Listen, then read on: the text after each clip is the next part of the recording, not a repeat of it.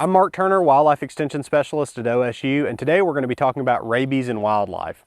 Rabies is a disease that is spread among mammals, and several wildlife species can get rabies. For example, in Oklahoma, our primary reservoirs of rabies are skunks as well as bats. Although there are other species like coyotes and foxes that can also carry it and transmit it. So just in general, as always, it's a good rule of thumb, if you see an animal, it's not a good idea to approach it or pick it up because you can get bit, and that is the primary way that rabies is spread.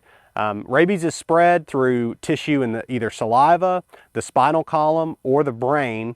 And so unless you come in contact with those tissues, either through a bite or through either your mouth or your eyes, you're not really at exposure risk. If you do happen to come into contact with an animal that you suspect had rabies, or you're knowingly bit by an animal, you certainly want to get with your healthcare provider and look into post-exposure shots. There's a lot of very effective post-exposure shots, but it's very important to get those relatively soon after contact, because generally once symptoms of rabies would begin to show, it's generally a little bit too late. So you certainly want to get with your healthcare provider soon after that contact. And again, just stay away from animals that you see, especially things like skunks and bats that are known to be reservoirs of rabies here in Oklahoma. As always, it's a good idea to make sure that your livestock as well as pets are up to date on their rabies vaccination, just in case they come in contact with an animal that is infected. For more information on this, check out the SUNUP website.